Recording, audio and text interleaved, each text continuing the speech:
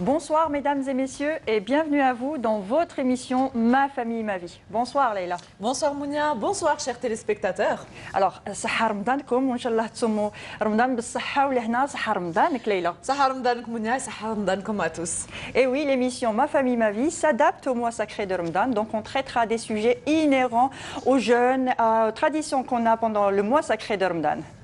Et oui, tout à fait, puisque nous allons commencer tout d'abord par le thème du jour, Mounia.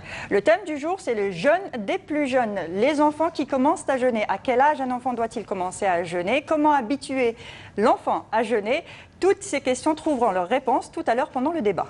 Et nous passerons bien sûr par les conseils pratiques. Conseils pratiques, nous parlerons toujours de jeûne, mais cette fois-ci avec les femmes enceintes. Est-ce qu'elles doivent jeûner ou pas? Et les femmes allaitantes aussi.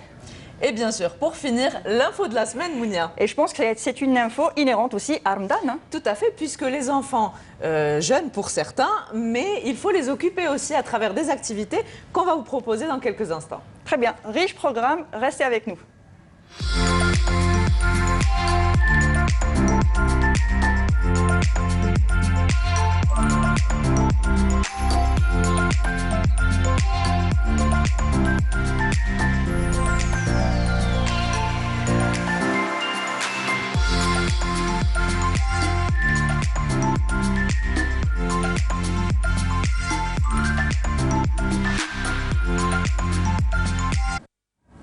À l'approche du mois sacré de Ramadan, beaucoup de parents se demandent si leur enfant est en âge de commencer à jeûner. À quel âge un enfant peut-il commencer à jeûner?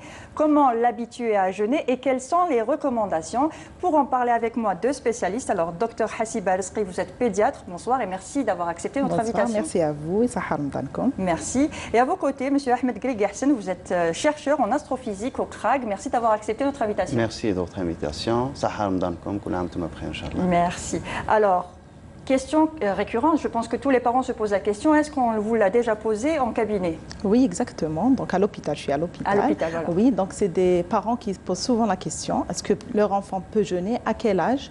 Et surtout les enfants malades, porteurs de pathologies chroniques. Donc il faut savoir qu'il faut répondre absolument à cette question pour accompagner l'enfant dans son jeûne.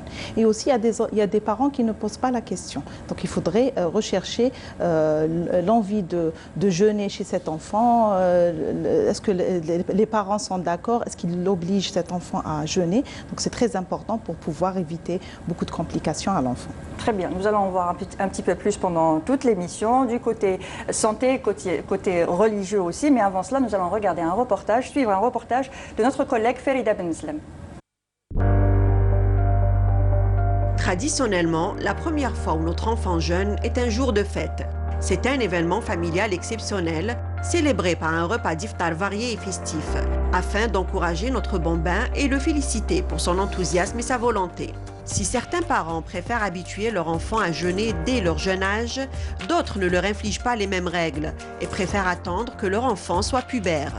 Pour moi l'âge ما نقدرش نقول لك انا 7 سنين 8 سنين انا حتى ربي سبحانه عطانا باللي الطفل الانسان كي يبلغ يصوم خلاص نخليه حتى يعود il sera obligé de jeûner. Là je prépare mon enfant. Sur le plan médical, un enfant n'est pas habilité à jeûner, d'autant plus que il faut savoir, ça aurait été des journées courtes. À la limite, on pourrait se permettre chez certains enfants à un âge bien particulier de jeûner, mais les journées sont longues, donc les enfants n'ont pas la capacité, le réservoir comme un adulte, hein, d'accord? Et déjà, même dans notre religion, c'est à partir l'enfant, la fille ou le garçon, quand il est à la puberté, qu'il doit faire son ramadan entièrement. Mais avant, les tout petits, non. Mais alors, comment gérer le jeûne de nos enfants et les accompagner des journées durant pour ne pas les exposer à une déshydratation ou à un risque quelconque? أنا mes enfants كنت نقول لهم كي تعطش تقدر تشرب. ميم ولا صمت 3 heures ربي سبحانه راه حسبها لك. C'est comme ça, c'est-à-dire il faut aller psychologiquement avec l'enfant, préparer l'enfant d'abord psychologiquement, l'enfant il va s'habituer, même le corps de l'enfant il va s'habituer à jeûner parce que هو كي تعلمي له 3 سوايع 4 ما ياكلش حاجه سكري ما ياكلش راكي تهيئيه. Vous préparez cet enfant à jeûner. Quand un enfant fait le jeûne et on le voit dormir, fatigué, il n'a pas envie de jouer, il est tout patraque, il est pâle, à ce moment-là, il faut absolument ne pas attendre il ne faut pas lui dire non, il te reste 1 heure, tu termines. Même s'il reste 5 minutes, il faut lui donner à manger. Il faut pas minimiser certains signes qui sont, à la limite, on se dira c'est très banal, mais qui ont leur importance. L'hypoglycémie est grave, hein. L'hypoglycémie est très grave, surtout chez un enfant.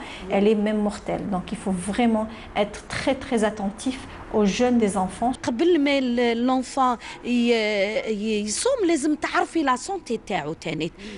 Parce qu'il y a des enfants, par exemple dans mes crèches, il y a des enfants diabétiques où les parents n'ont pas su jusqu'après une consultation de notre pédiatre. Les parents déjà qui ne sont pas déjà dans le domaine de la santé ou là, mais على بالهمش déjà بلي un enfant qui يجري بزاف ولا يحبط السكر، c'est-à-dire la réserve اللي تكون عنده في الليل كلاها أي تنقص في la journée.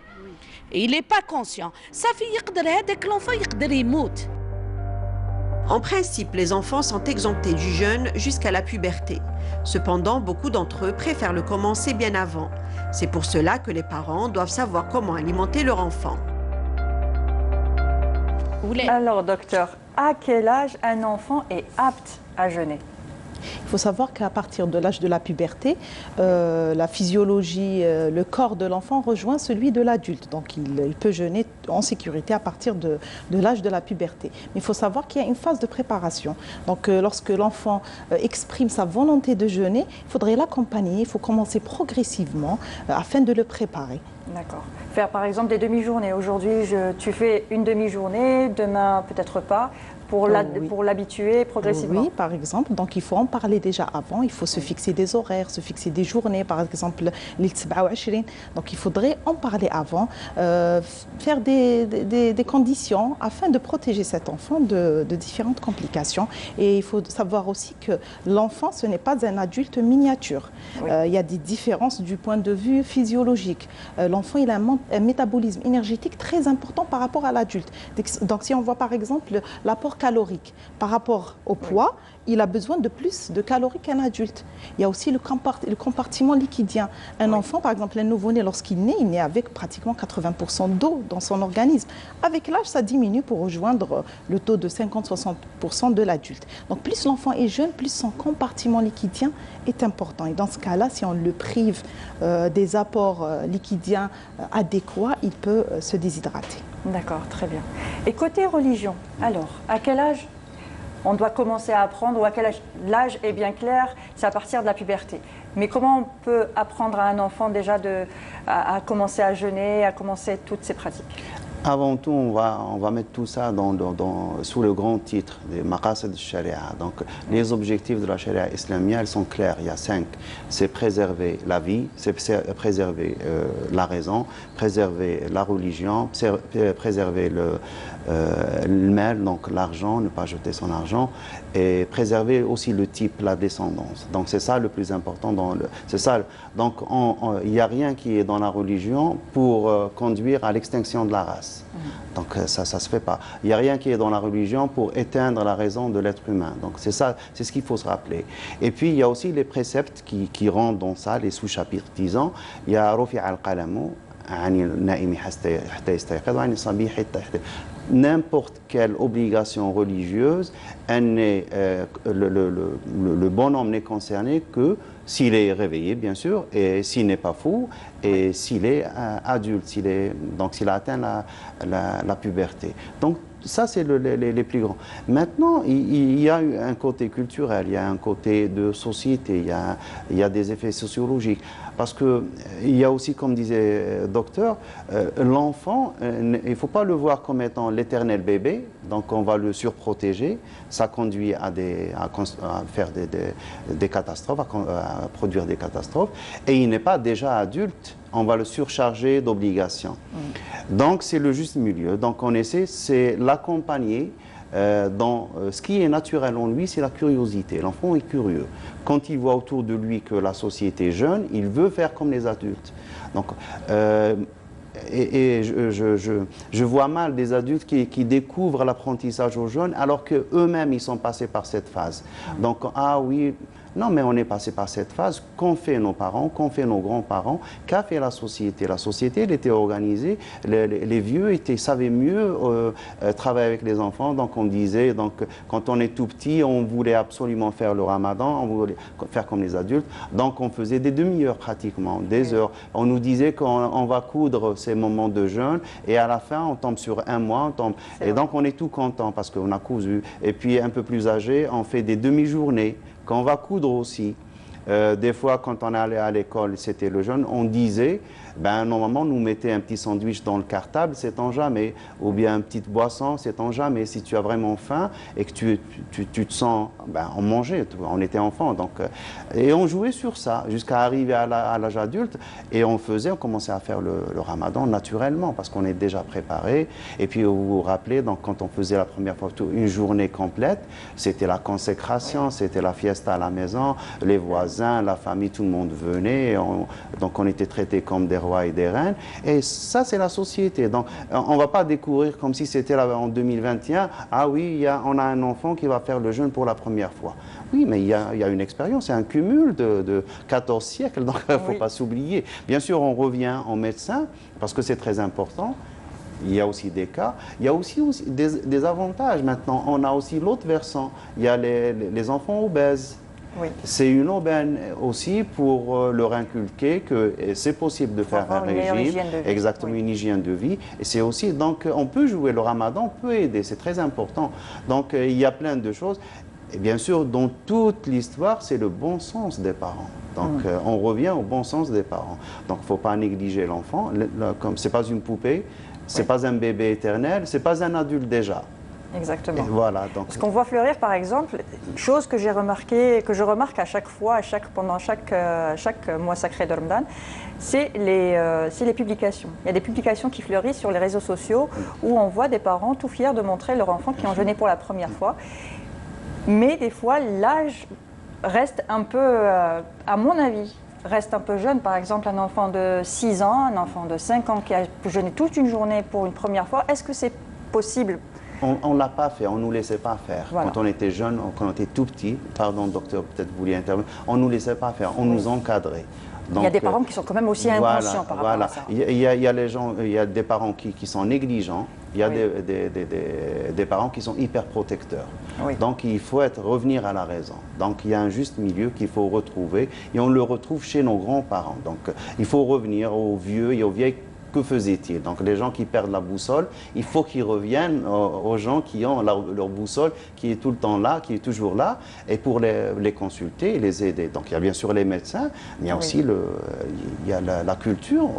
On n'est pas, l'islam n'est pas venu aujourd'hui. Exactement. Oui. C'est vrai. Un enfant qui jeûne à 5-6 ans, c'est trop tôt. C'est trop tôt. Il faudrait se fixer peut-être l'âge de 10 ans. Oui. C'est un âge idéal pour commencer la préparation. Pas le jeûne complet, mais la préparation. Donc à l'âge de 10 ans, on peut commencer à en parler, on se fixe des journées, des conditions. Par exemple, l'enfant peut jeûner, il ne mange pas, mais il va prendre sa ration en eau sur toute la journée. Il va jeûner par rapport à la nourriture, mais pas par rapport à... par exemple, ou bien des horaires, une demi-journée, comme a dit M. Guelgarsen. Donc on va rassembler les petites heures pour faire une journée. Donc il faudrait le préparer du point de vue psychologique et aussi physiologique. Parce qu'il y a quand même une différence importante, surtout par rapport à la croissance. D'accord. Vous voulez réagir? En fait, oui. Pour revenir un peu, c'est comme l'enfant qui pose beaucoup de questions. La question, la curiosité, c'est le moteur pour avancer dans la vie. Se donner des défis, ça permet aussi d'avancer dans la vie. Ramadan, c'est peut-être l'un des premiers défis. L'hygiène, donc tout ça, s'organiser, se programmer, tout ça, c'est pour produire un bon adulte, un adulte utile à la société à la fin, donc qui ne soit pas une charge à la société. Parce que si on produit des monstres ou des catastrophes humaines, donc c'est la société qui va récupérer le mal et essayer de le corriger. Maintenant, si on produit un enfant naturellement, donc s'il pose beaucoup de questions, c'est tout à fait normal. S'il bouge, c'est tout à fait normal. S'il joue, c'est tout à fait normal. Maintenant, s'il veut jeûner aussi, c'est tout à fait normal. Et on est là pour encadrer le jeûne. Donc l'adulte, il est là pour suivre, pour veiller à ce que ça se passe dans les meilleures conditions pour l'enfant.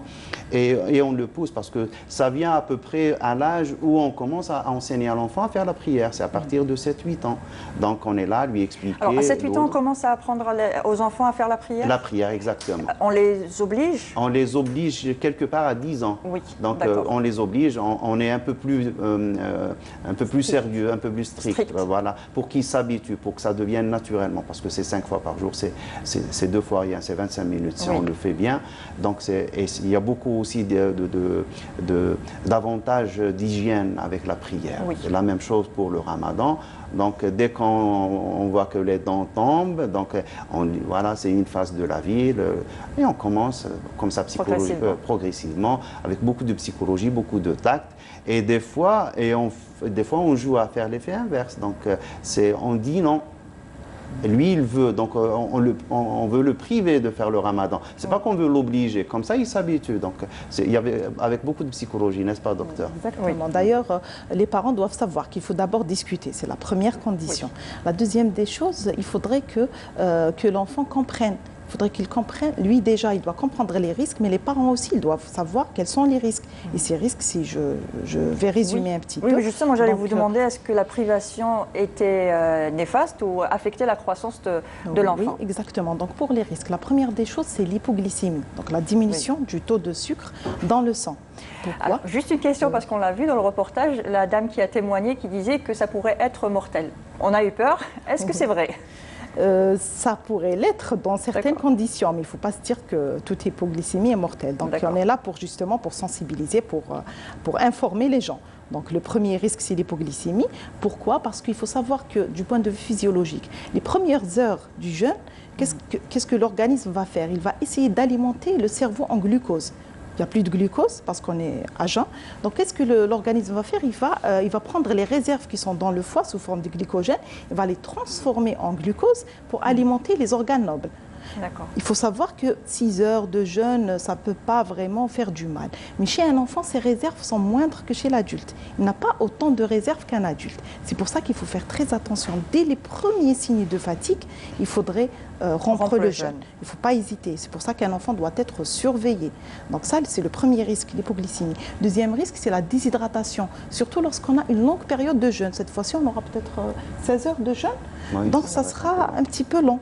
Et en période de forte chaleur, exactement, donc l'enfant, il peut se déshydrater. Il est composé d'un compartiment important en eau. Donc il faudrait éviter cette déshydratation. Il faudrait connaître les signes. Donc il commence à être fatigué, les yeux un petit peu cernés. Il va sentir une soif intense. Il ne va pas uriner comme d'habitude. Donc dès qu'il y a ces petits signes, il faudrait lui donner de l'eau. Il faudrait rompre le jeûne. Troisième risque aussi, il ne faut pas l'oublier, l'impact sur la scolarité. C'est très important. Donc en pédiatrie, la scolarité, c'est très très important. Donc le changement de risque du sommeil. Durant le Ramadan, on le sait tous, ça chamboule la vie quotidienne. Nos habitudes changent aussi. Même les adultes se retrouvent à ne plus vraiment dormir parce qu'on mange, mais après, on rallonge nos soirées pour pouvoir profiter du moment avec les amis, avec la famille, et on mange encore pendant toute la soirée. Et puis suhour aussi qui nous fait réveiller beaucoup plus tôt. Soit on prolonge pour soit on se réveille plus tôt pour suhour. Voilà, et les enfants, ils ont tendance à imiter les adultes. Exactement. Donc il va veiller lui aussi, il va y avoir un impact sur sa scolarité. Donc il faut faire très attention. Un mois, de ralentissement scolaire, ça va se voir par la suite. Donc il faut faire très attention. Les risques sont là. Donc le risque sur le point de vue physiologique et le risque sur la scolarité de l'enfant, même sur sa psychologie aussi.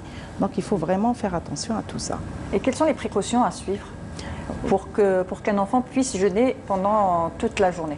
D'abord, il faudrait qu'il soit convaincu. Il ne faut pas obliger un enfant, c'est la première des choses. Deuxièmement, il faudrait être prêt à rompre le jeûne. Ce n'est pas une catastrophe s'il va rompre son jeûne s'il se sent mal. Troisièmement, il faudrait faire attention durant la journée, durant les heures de jeûne, donc on doit le surveiller, il doit être à la maison, il doit diminuer un petit peu son activité, il ne va pas faire du vélo ou bien du footing durant les heures de jeûne. Et aussi, durant les heures où il ne jeûne pas, c'est-à-dire durant la soirée, il faut faire très attention, il faut qu'il s'hydrate régulièrement. Il ne va pas boire de l'eau au moment de l'iftar et par la suite. Donc il faudrait qu'il s'hydrate progressivement. Et bien sûr, la composition du repas est très, très, très importante. On va en parler peut-être tout à l'heure. Oui, donc hydrater, c'est pas vraiment évident parce qu'il faut quand même qu'il ait son quota de sommeil, on va dire ça comme ça. Exactement. Il faut qu'il boive de l'eau, donc il doit dormir tôt. Entre le maghrib et en général, quand on fait dodo, c'est après l'Aïcha en général. Donc du coup, comment donner de l'eau à un enfant qui a jeûné? Mais il ne va pas jeûner tous les jours. Donc s'il jeûne, enfin pour un enfant, j'imagine qu'il n'est pas, donc il va jeûner une fois tous les 2 jours là. Donc il récupère. Donc on l'oblige pas à jeûner tout le temps. Donc c'est pas la même chose que pour un adulte qui est obligé de jeûner, c'est pas le même régime. Mais l'enfant, donc il est là, donc lui, l'enfant, la soif, il l'a naturellement. Donc dès qu'il fait un petit mouvement, donc il a l'instinct, je ne sais pas comment on appelle ça chez les médecins, le terme. Donc il a tout le temps soif, donc il va s'hydrater. C'est pas comme un adulte ou une vieille personne. Donc on perd ça avec l'âge. Donc l'enfant, il va s'hydrater naturellement. Donc faut pas en faire toute une histoire comme ça, donc il faut être très prudent. Mais pas dans la surprotection. Voilà, et il ne faut pas aussi alarmer trop l'enfant, donc lui raconter des histoires, lui faire peur que Ramadan devienne quelque chose d'extraordinaire. Non, il faut que ça soit naturellement, il faut que l'apprentissage, c'est comme à l'école, l'enfant, quand il va la première fois à l'école, donc c'est la grande contrainte, c'est la première contrainte qu'il reçoit. Il ne peut pas sortir, il est obligé de suivre, d'être tout le temps dans la même classe avec des gens, avec des petits peut-être qu'il n'aime pas, avec un enseignant peut-être qu'il n'aime pas, mais il est obligé, et c'est la discipline, il apprend à se discipliner un peu et personne ne dit que l'école n'est pas bonne pour l'enfant. Exactement. Et pourtant c'est une contrainte. Allez-y, ma docteur. Et oui, je rebondis aussi sur toujours dans l'hydratation, donc il faut savoir qu'il n'y a pas que l'eau, il y a aussi les soupes. On a tendance à manger le là tous les jours, et ben c'est très bien parce qu'il y a des liquides, aussi les jus de fruits naturels. Je parle des liquides, des jus de fruits naturels parce qu'il faut éviter les sucreries durant le mois de Ramadan. Donc là, c'est des aliments qui sont très riches en, par exemple, du lait, c'est riche en liquide. Donc il n'y a pas de problème. Est-ce qu'il faut choisir par exemple le week-end pour faire jeûner l'enfant? Comme ça, il est sous notre surveillance et puis on peut rompre le jeûne à n'importe quel moment. Exactement. C'est notre expérience. On a commencé avec les week-ends. Donc, en période de scolarité, c'est ce qu'on a vécu. C'était le Juma. En plus, avec la grâce du vendredi, on n'est pas obligé, on était tout petit, pas obligé d'aller à la mosquée. Donc, on dormait jusqu'à 1 heure. On diminue. Donc, on diminue le temps. Et on veillait, donc on regardait la télévision, donc ce qu'il y avait comme programme à l'époque. Donc, c'est notre vécu. Donc, j'imagine que tout le monde a vécu comme ça.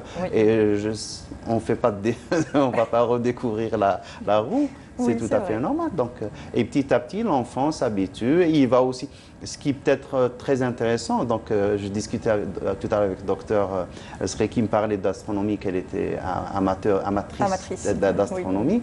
Donc, c'est aussi, on va expliquer aussi, c'est l'occasion d'expliquer c'est quoi le Maghreb, c'est quoi le Shuruq, c'est quoi le Fajr, c'est des phénomènes astronomiques qu'on voit quotidiennement. C'est l'occasion aussi de leur expliquer pourquoi le Ramadan ramadan, donc rouler un peu, se translater dans l'année, parce qu'il y a une translation qui se fait. Donc on profite aussi de ces phénomènes aussi pour initier l'enfant à aimer les sciences, à comprendre l'univers. Donc tout ça est lié. C'est une aubaine merveilleuse, le ramadan, c'est pas une souffrance. Une occasion d'apprentissage. Exactement. Une occasion De méditation, et aussi on profite aussi pour revenir à la sira du prophète alayhi salatu salam. Il y a plein d'occasions, il y a Ma'arakat Badr qui est importante, il y a aussi comment le Ramadan est venu dans l'islam, donc on leur explique, il y a le jeûne dans les autres religions, donc on leur explique que ça existait, comment ça s'est passé, comment ça change, quelle est la différence entre le jeûne des chrétiens,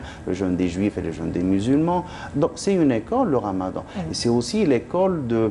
Et aussi, on leur explique que même si toi, tu es tout jeune et tu manges à ta faim, il y a aussi des petits qui n'ont pas ce luxe, ils n'ont pas les moyens, donc ils vivent la privation tout le temps. Donc avoir un peu faim et ne pas manger tout le temps, donc c'est quelque chose pour apprendre les vertus du partage, de la générosité et de l'empathie aussi. Donc c'est l'école du Ramadan. Il ne faut pas priver l'enfant de l'école du Ramadan aussi. Ça fait partie de l'école de la vie du musulman. Il ne faudrait pas en faire un mois de surconsommation. C'est un mois d'apprentissage, d'entraînement, de tout. Justement, en parlant de surconsommation, on a tendance à acheter beaucoup de choses, à faire des repas un peu fastueux. Donc, quel est le meilleur repas pour un enfant qui a jeûné pendant toute la journée? Oui, le meilleur repas, c'est le repas équilibré, que ce soit pour l'enfant ou pour l'adulte. C'est très important. Il faudrait commencer par on peut commencer par des dattes, par exemple, par des soupes. Et le plat principal doit absolument contenir des protéines, des féculents. Donc pour l'enfant, parce qu'il doit récupérer tout ce qu'il a consommé durant la journée. Et bien sûr, les boissons, les liquides, mais ça doit être toujours naturel. Il faudrait éviter tout ce qui est sucré. C'est pas facile, on a tendance à avoir envie de jus très colorés et très sucrés. Parce qu'on est victime de la communication, des publicités, tout simplement. Il faudrait avaler le tout à la fois aussi. Oui, justement. Progressivement, toujours, on doit être dans... Est-ce qu'on peut fractionner le repas sur plusieurs parties pendant la nuit? Parce que manger tout ce qu'on mange, en général, on rend le jeûne avec la date et puis le ben ou le raïb, chacun ses goûts. Puis après, on a la soupe, le deuxième plat, le hamlahlou, et les salades et tout ce qui va avec. Ensuite, il y a le maïda qui nous attend dans la soirée. Donc, ça fait un petit peu beaucoup pour un enfant. Et je pense qu'un enfant ne peut pas manger tout ça à la fois. Oui, exactement. Ça serait bien de fractionner, mais il ne faut pas non plus passer son temps à manger toute la soirée. Donc, il faudrait commencer d'abord par rompre le jeûne. Des dattes, ça serait très bien. Même un jus de fruits naturel aussi, c'est bien. Mais il faudrait manger un plat équilibré. Les apports en vitamines, en minéraux, en protéines, en féculents, c'est très important. Et par la suite, il peut prendre par la suite une petite collation. Mais il faut faire en sorte que le sahur soit le plus tard possible. Mais justement, oui. Ça serait bien. En même temps, il va avoir les réserves nécessaires pour la journée. En même temps, il va pas, le corps, il a le temps de digérer. Et sahur, ça doit absolument être pauvre en sucre rapide, je veux dire, et en sel et épices. Parce que l'enfant, on a parlé tout à l'heure de la soif, il va être dans un inconfort et ça va le gêner durant toute la journée. Et justement, le sahur, on fait à quel moment? Parce que est-ce qu'on fait veiller l'enfant assez tard et on lui donne le sahur avant qu'il ne se couche, ou alors on le réveille assez tôt le matin? Pas très évident de réveiller un enfant le matin. Pas évident, oui. Non, mais surtout du point de vue physiologique, il faudrait suivre le rythme de l'enfant. Il y a des enfants, c'est des petits dormeurs. Il peut très bien dormir un petit peu après le ftour et se réveiller sans problème. Il y a des enfants, c'est plus difficile. Donc il faudrait s'adapter à chaque enfant. Mais ça serait bien de retarder le repas du sahur. Comme ça, il aura les réserves, que ce soit les liquides ou bien les féculents nécessaires pour pouvoir tenir un petit peu.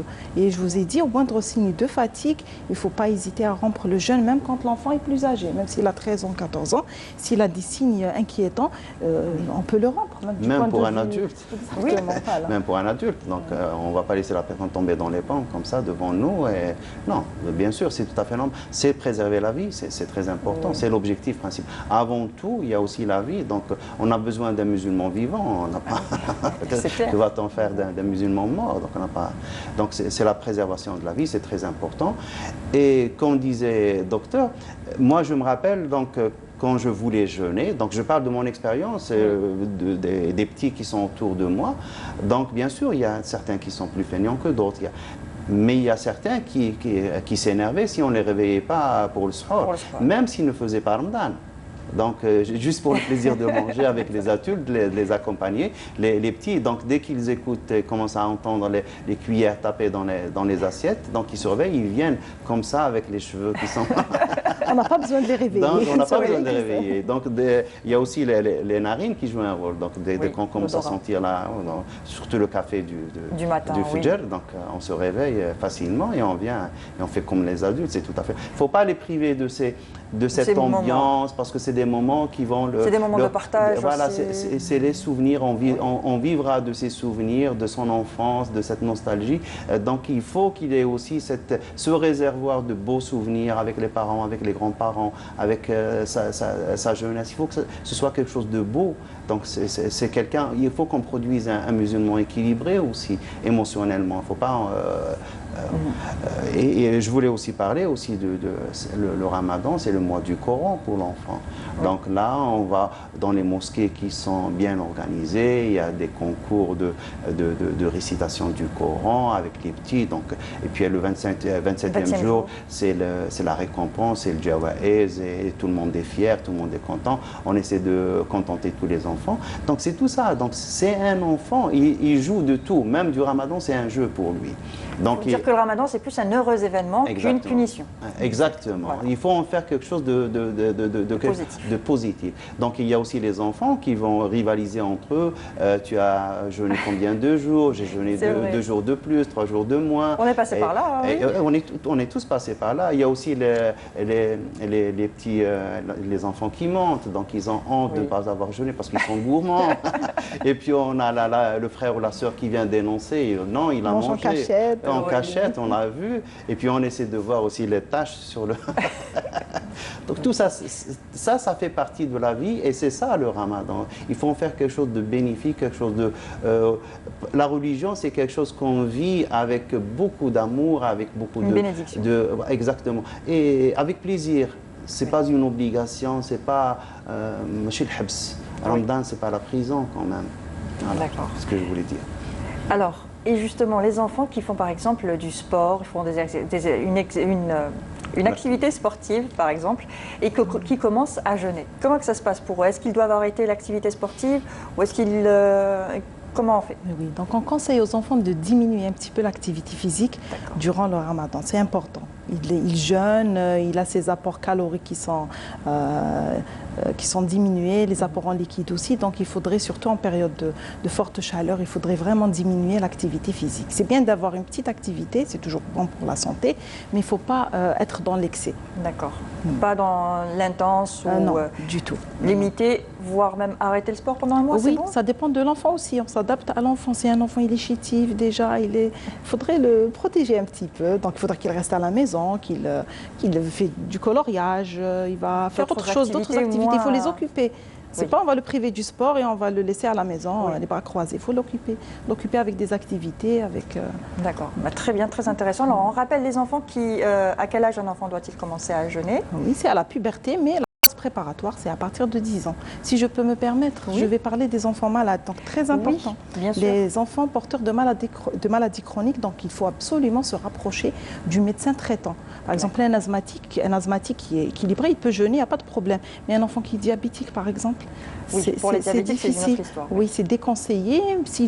Parce que même les adultes diabétiques n'ont pas le droit de jeûner parce que actuellement, on est dans l'accompagnement. Il faudrait les accompagner parce qu'ils jeûnent quand même. Je vous dis, hein, les adultes, même les enfants, ils jeûnent quand même. Donc il faudrait les accompagner. Donc il faudrait les accompagner, les conseiller pour éviter des complications. Les enfants malades, il faudrait absolument se rapprocher du médecin traitant. D'accord.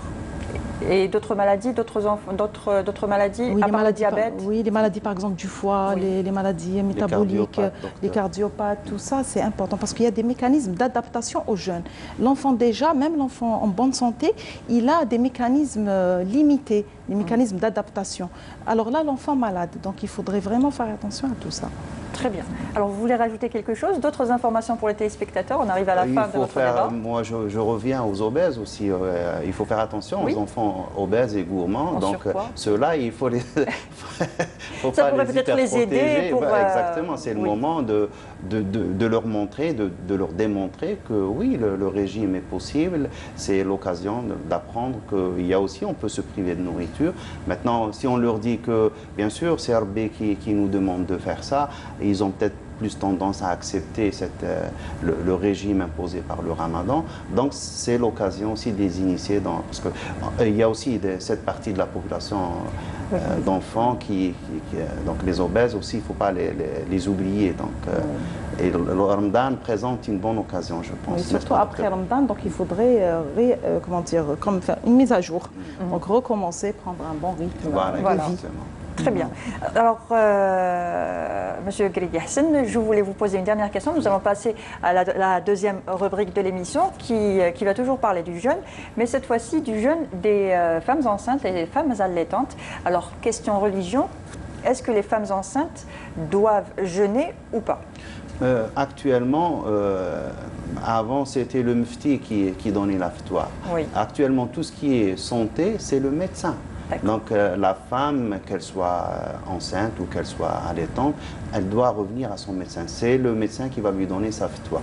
Donc tout dépend du cas, je ne sais pas. Donc il doit voir et c'est au médecin en son âme et conscience, bien sûr, il est médecin, il est musulman. Donc, selon le cas, la même chose pour les adultes cardiopathes, hypertendus ou diabétiques, tout le monde doit revenir à son médecin. Dès qu'on est dépendant d'un certain médicament qu'on est obligé de prendre quotidiennement à telle heure, on va voir le médecin, ou bien il change l'heure des fois. Il leur dit d'inverser la prise du médicament, donc dans certains cas c'est possible, dans d'autres cas non, ils vont payer le sadaqat à Ramadan, le fatra, et tout simplement. Donc il y a aussi des gens qui sont... je vais peut-être terminer avec le cas de Cheikh Tahar Ait Aljet. On lui a posé une fois la question, c'est concernant c'est des enfants qui sont venus le voir, leur père était atteint d'Alzheimer. Oui. Donc, ils sont partis voir un premier imam qui leur a dit « il est fou ». Donc, vous n'allez pas payer le sadaqata ou le fatrata. Quand ils sont partis voir Cheikh Tahar Bihafdo, il leur a dit « je préfère le considérer comme étant malade par respect à votre père et de payer le fatrata ». Donc voilà toute la différence entre, vous voyez, c'est la même religion, mais les approches sont différentes. Et c'est ça, donc il faut essayer de faire jouer tout ça pour essayer de tomber sur une société équilibrée, une société normale, de bons humains. Très bien, en tout cas très intéressant. Merci encore. Alors Ahmed Gridi Hassan, vous êtes docteur et chercheur en astrophysique au CRAG. Merci d'avoir accepté. Et bon Ramadan, Inch'Allah, Sahar Ramadan. Merci.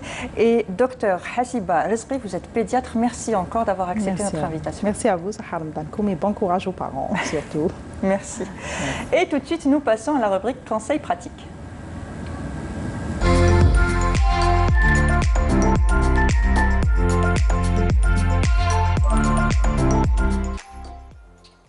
Place à la rubrique conseils pratiques et aujourd'hui nous allons parler du jeûne des femmes enceintes et des femmes allaitantes et pour en parler avec moi Dr Nawal Talbi, vous êtes gynécologue, merci d'avoir accepté notre invitation. Merci de m'avoir invité. Merci. Inch'Allah, merci. Alors on va parler des femmes enceintes et si elles sont obligées de faire Ramadan ou pas, de jeûner, c'est pas toujours évident. En question santé, on a peur pour le bébé qui va naître bientôt, on a peur pour la santé de la maman si elle ne peut pas tenir le coup. Donc, est-ce qu'une femme enceinte peut jeûner? Effectivement, c'est une question récurrente, surtout à l'approche du mois de Ramadan. Oui. Donc, il faut faire la distinction entre deux types de femmes enceintes. Il y a des femmes enceintes dont la grossesse se déroule normalement. Il y a des femmes qui présentent des grossesses à risque. Donc, l'état de grossesse n'est pas incompatible avec le jeûne a priori.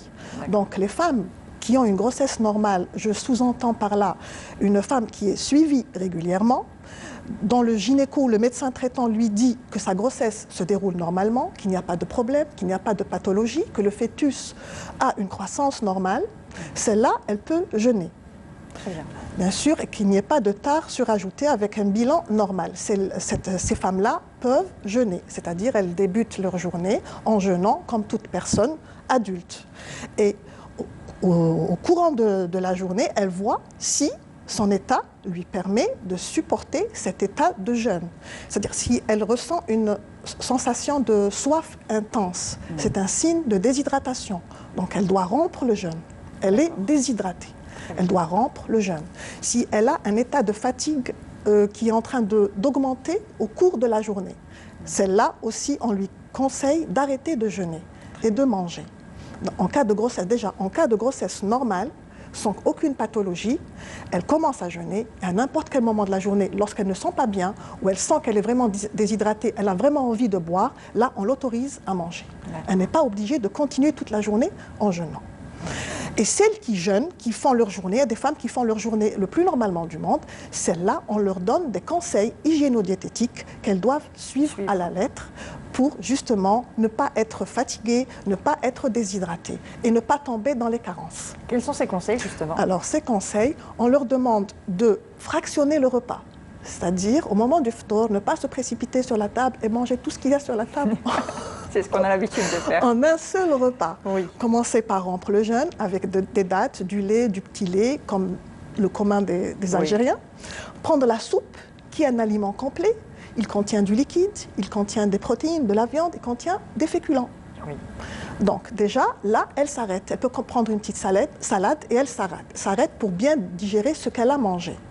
Ensuite, une demi-heure, 3/4 d'heure plus tard, elle prend le plat principal et le dessert. On proscrit les sucres rapides, pas de limonade, pas de jus industriel. Pour les femmes, en général, pour tout le monde. Mais les femmes enceintes, en général, dès qu'on sait qu'on est enceinte, elles pensent qu'elles sont en hypoglycémie, elles se précipitent sur les jus, les limonades, les gâteaux. Non, c'est déconseillé.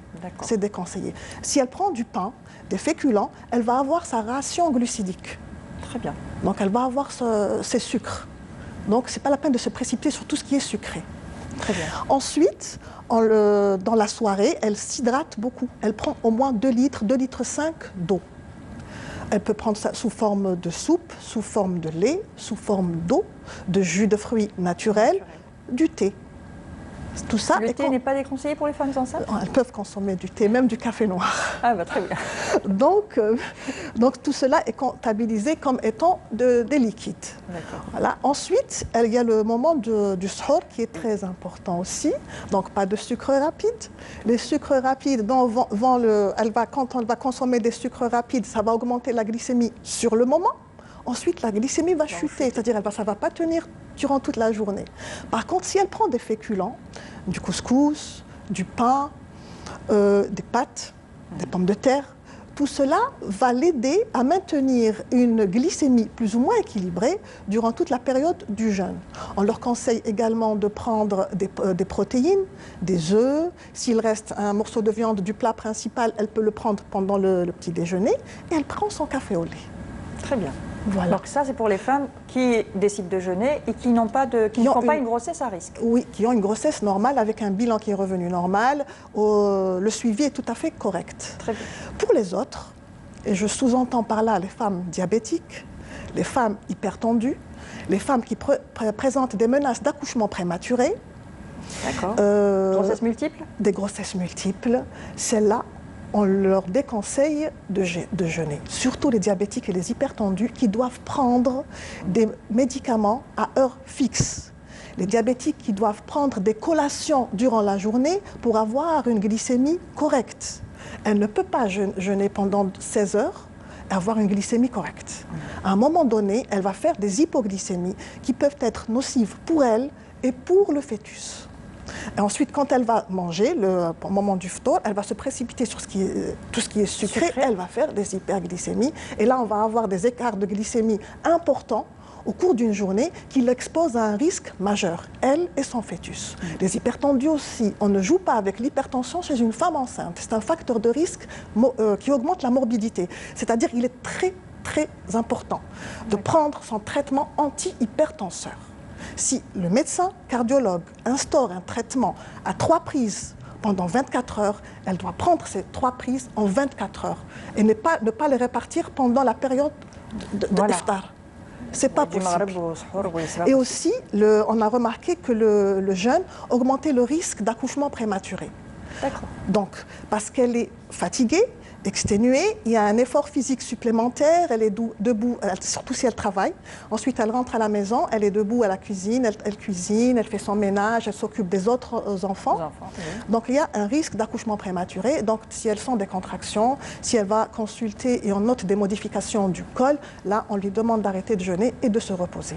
D'accord. Quels sont les autres risques pour le fœtus, par exemple, quand une femme qui n'est pas censée faire le jeûne le fait?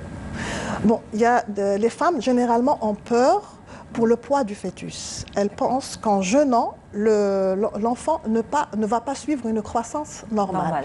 Or, il n'y a pas d'études qui prouvent cela. C'est-à-dire qu'il y a des femmes qui jeûnent, la plupart jeûnent, et à la naissance, les enfants ont un poids normal. Par contre, celles qui présentent un retard de croissance intra-utérin, c'est-à-dire celles qui ont le gynéco signale pendant le suivi de la grossesse, il lui dit attention, votre bébé ne croît pas normalement. Ce n'est pas dû à Ramadan, pour d'autres raisons. Celle-là, elle ne doit pas jeûner. Elle doit se comporter normalement. D'accord, très bien. Voilà. Et si vous avez des conseils justement à donner aux femmes enceintes et les femmes allaitantes, on n'a pas parlé des femmes allaitantes. Bon, les femmes voilà, allaitantes, donc l'allaitement au sein, c'est fatigant, elles ne dorment pas parce qu'elles se réveillent toutes les 2 heures. Quand le bébé tète, donc ça entraîne une déshydratation, elle perd des liquides. Généralement, c'est dans le postpartum immédiat, c'est-à-dire que ça suit immédiatement l'accouchement, elle est fatiguée, elle est carencée en calcium, elle est carencée en fer. Donc, c'est des femmes qui sont vraiment fatiguées. Donc, on leur conseille, comme pour les femmes enceintes normales, elles commencent par jeûner, mais si elles ressentent des signes de déshydratation ou de fatigue intense, elles rompent le jeûne. Donc, une femme allaitante peut rompre le jeûne? Oui, surtout si elles sont les signes de déshydratation. C'est la soif intense. La soif intense et elle a envie de dormir. D'accord. Là, elle doit rompre le jeûne. Elle est déshydratée. Pour son bien et le bien de son enfant. Et le bien du... Est-ce que la qualité du lait change si la femme jeûne, par exemple? Oui, si elle jeûne trop longtemps, il y aura beaucoup plus d'eau que de nutriments. D'accord. De nutriments. Voilà. Très bien. Donc, si vous avez encore des conseils pour les femmes enceintes qui nous regardent peut-être et qui ne savent pas si elles doivent jeûner ou pas, et les femmes allaitantes? Alors, pour les femmes enceintes, si la grossesse est normale, il faut toujours le souligner, elles jeûnent, il n'y a pas de contre-indication. Elles commencent par jeûner, elles doivent se reposer, donc faire des petites siestes, pas d'efforts supplémentaires. Et lorsqu'elles ressentent des sensations de soif, lorsqu'elles ressentent une sensation de fatigue intense, elles rompent le jeûne. Elles ne sont pas tenues à terminer leur journée de jeûne. Très bien. Et les femmes allaitantes, on vient de le dire. Également. Ça se rejoint. Très bien. Merci en tout cas pour tous ces conseils. Alors je rappelle, docteur Nawel Talbi, vous êtes gynécologue. Merci encore. Merci à vous. Et tout de suite, nous passons à la rubrique L'info de la semaine avec Leïla Djebbour.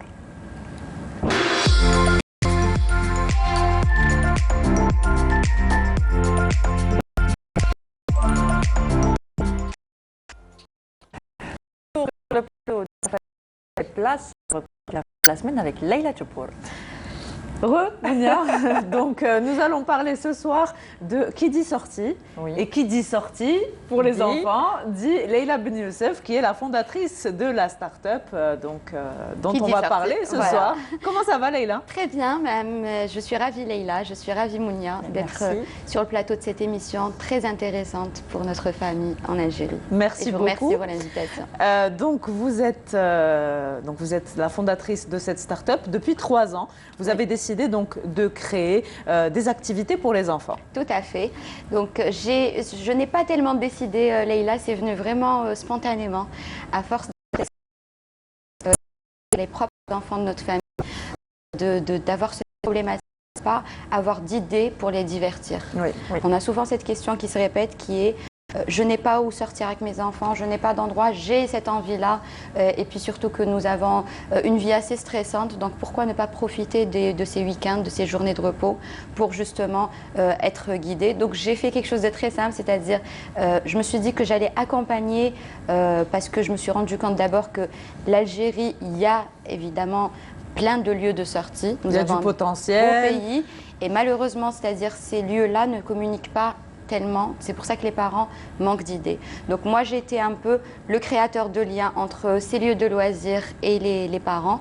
Donc je réponds à la problématique d'accompagner les parents à trouver des idées pour sortir avec leurs enfants et profiter d'un moment de détente. Alors elle est modeste, Leïla Ben Youssef, parce qu'elle ne fait pas que créer cette opportunité de rencontre, elle aménage, elle s'occupe de la logistique et c'est tout ce qu'elle, en tout cas sur les réseaux sociaux, elle nous amène avec elle pour partager ses aventures avec les enfants et toutes les activités qu'elle crée aussi. Oui. Je pense que c'est du travail. Est-ce que vous êtes seule ou est-ce qu'il y a une équipe avec vous pour la création de l'événement? C'est d'abord une passion. Quand on est passionné par l'enfant et quand on voit les sourires des enfants et le remerciement des parents, d'ailleurs, c'est l'invité de l'émission, donc une sœur juste voilà, qui me disait, c'est vous qui dites, je suis tellement ravie, je suis fan, je vous suis. Et c'est un honneur pour moi aujourd'hui de savoir que grâce à moi, justement, j'accompagne plusieurs enfants. Comme partout, c'est pas facile de travailler pour pouvoir répondre à des clients qui sont très exigeants, qui sont les enfants. Donc exigeants dans le sens où on ne peut pas mentir à un enfant, donc soit il aime, soit il n'aime pas. Au même temps, on a les exigences de sécurité, de stationnement, des problématiques de parents aussi pour les accompagner. Effectivement, il y a toute une logistique derrière dans le sens où aujourd'hui, comme tu l'as si bien dit Leïla, après 3 ans, heureusement que nous avons beaucoup de partenaires. Donc c'est pas juste une personne qui travaille. Vous avez gagné en crédibilité. Voilà, c'est en notoriété, en crédibilité et surtout en confiance parce que les parents, aujourd'hui on anime au sein des écoles, on organise même nos propres événements, chose qu'on ne faisait pas, on était derrière un site internet et on donnait des idées de sortie. Il n'y avait pas trop, la logistique. Il n'y avait pas trop les moyens quand on sait que Leïla Ben Youssef, on l'a suivie depuis ses débuts, c'est une femme, elle paraît toute petite, toute menue quand on la voit, donc on se dit ah oui, elle a beaucoup de projets et je pense que dès le début, les responsables étaient un peu réticents pour vous faire confiance.